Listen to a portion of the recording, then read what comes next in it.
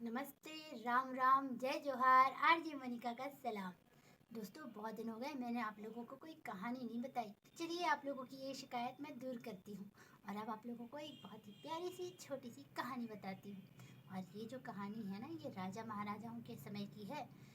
उस समय एक राजा हुआ करते थे, अब पता नहीं किस समय, लेकिन ये कहानी है। एक राजा हुआ करते थे जिनकी कोई संतान नहीं थी, जिनका कोई बेबी नहीं हो रहा था। तो उन्होंने ना हर तरह का इलाज कराया, मतलब डॉक्टर्स तो उस समय होते नहीं थे। तो वैद्य हकीम जो भी, मतलब राजा को जैसी सलाह देता, किसी ने कहा कि इस मंदिर में चले जाइए, वहाँ मन्नत मांगिए, तो वो वहाँ वो सब करते थे। पर फिर भी उनको कोई भी नहीं हो रहा था। तो अब किसी ने उनसे कहा कि महाराज, एक बहुत बड़े मतलब तांत्रिक हैं, अगर आप उनके पास जाते हैं तो पक्का है कि आपके यहाँ पे एक राजकुमार जरूर आएगा। अब राजा ने सोचा, जब मैं इतना कुछ कर रहा हूँ तो क्यों ना मैं ये भी करके देख लूँ। फिर हुआ ये कि उन्होंने उस तांत्रिक को बुलाया, उनका बहुत आदर सत्कार किया।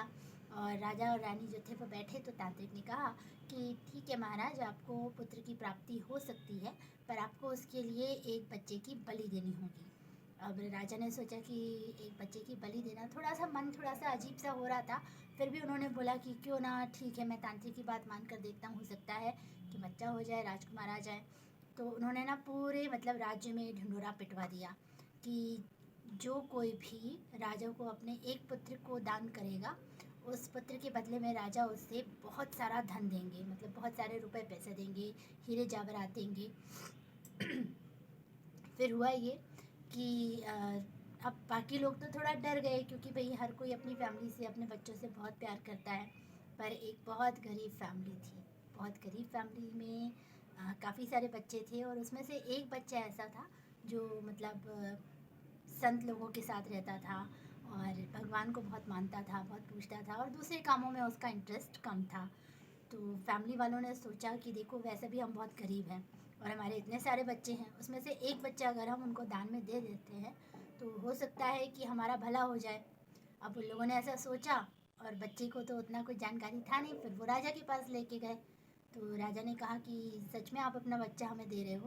तो उन्होंने बोला, हाँ महाराज, हमारे पास बहुत सारे बच्चे हैं, और अगर ये एक बच्चा चला भी जाएगा तो कोई दिक्कत नहीं है, कम से कम इस एक के कारण हमारी पूरी फैमिली आराम से रह पाएगी।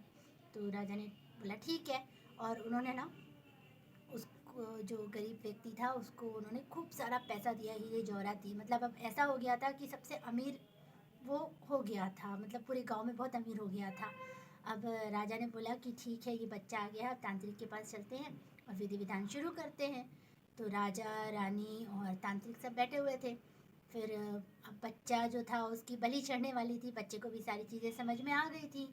तो अब तांत्रिक ने राजा से पूछने के लिए बोला कि अब आप अपने जो बलि जिसे देने के लिए लेके आए हैं, उससे ये पूछिए कि उसे आखिर अपनी अंतिम इच्छा क्या है। तो बच्चे ने कहा कि राजा के पूछने पे कि मुझे ना आप इतनी सारी रेत मंगा दीजिए। तो राजा ने बोला ठीक है। उसने रेत मंगा दिया, और जैसे ही उसने रेत मंगाया तो उसने उसकी 3 से 4 भाग किए। तो अब राजा जो था वो थोड़ा सा कंफ्यूज हो रहा था कि ये कर क्या रहा है। फिर उसने बोला कि ठीक है।